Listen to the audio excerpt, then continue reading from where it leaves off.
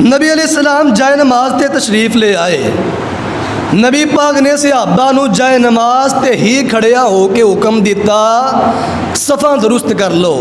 मैं इस तो थोड़ा जिहा पिछे अर्ज करके आया, जिथे मैं सुनन नबी दाऊद की हदीस पेश की थी कि नबी अलैहिस्सलाम सफ़ा दे विच एक साइड तो दाखिल हो जाते, नमाजियां दे सहाबा दे कंधियां नूं पकड़ पकड़ के, सीनियां नूं पकड़ पकड़ के बराबर करदिया होया दूसरी साइड तो निकल जाते।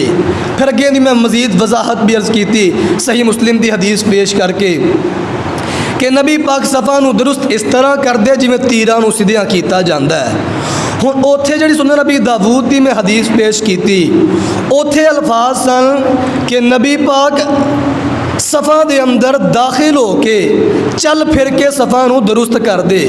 इत्थे अल्फाज आए ने कि नबी पाक जाए नमाज ते ही खड़े हो के हुक्म देंदे। हुण तुसीं कहोगे ये की गल है, इहदी वजाहत सहाबा किराम ने खुद कर दी है।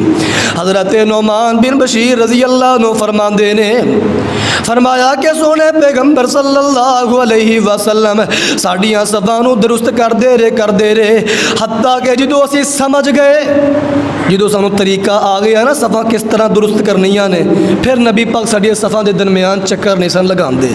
फिर नबी पाक जाए नमाज ते ही खड़े होके हुक्म देंदे, सफ़ा दुरुस्त कर लो, फिर चक्कर नहीं सन लगाते। जब तक मेरे पैगंबर के सहाबा नू तरीका न आया, समझ न सके, नबी पाक खुद सफ़ा अंदर चल फिर के सफ़ा दुरुस्त करते रहे। जो तरीका आ गया, सहाबा समझ गए, नबी पाक सफ़ ते खड़े होके याद दहानी करवा देंदे, लोगों को हुक्म दे देंदे बस सफ़ा नू दुरुस्त कर लो। हुण इत्थे मैं आइमा किराम अगे गुजारिश करांगा, मोहतबाना गुजारिश है, जिन्हें भी नमाज पढ़ानी है ना, जो मस्जिद का इमाम है या वैसे किसी ने नमाज पढ़ानी, उनका ये फर्ज बनता है, मैं तो कहांगा फर्ज बनता है नबी पाक की सुन्नत ते अमल करदिया होया, जे उन्होंने पता कि मेरे नमाजियों को तरीका नहीं, वो सफ़ा के अंदर चल फिर के सफ़ा दुरुस्त करे। आप नहीं चल फिर सकता, किसी की ड्यूटी लगा दे, सफ़ा दुरुस्त करवाए। तो जे पता है मेरे नमाजी पढ़े लिखे ने, सारिਆਂ ਨੂੰ पता है सफ़ा किस तरह दुरुस्त करनिया ने, सफ़ा ਨੂੰ दुरुस्त करन दा तरीकाकार की है, सही मजबूत करन दा तरीका की है, फिर कम अज़ कम उन्होंने चाहिए सफ़ ते मुसल्ले ते खड़े हो के नमाज तो पहला अपने नमाजियां नू ज़रूर हुक्म देवे कि सफ़ा नू दुरुस्त कर लवो। क्यों?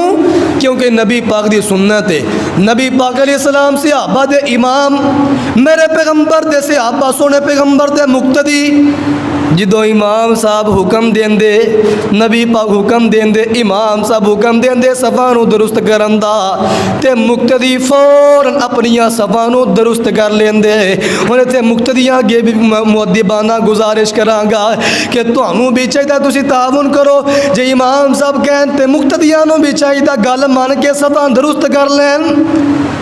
बाज़ मुक्तदी भी साडे अहबाब मूड़ी बंदे हुंदे ने, मूड़ी बंदे होंगे ने, ठीक है इमाम साहब जमात खड़ी करो, तुसी कर लिया ने सीधियाँ, नहीं ये तरीके ये काम नहीं करना।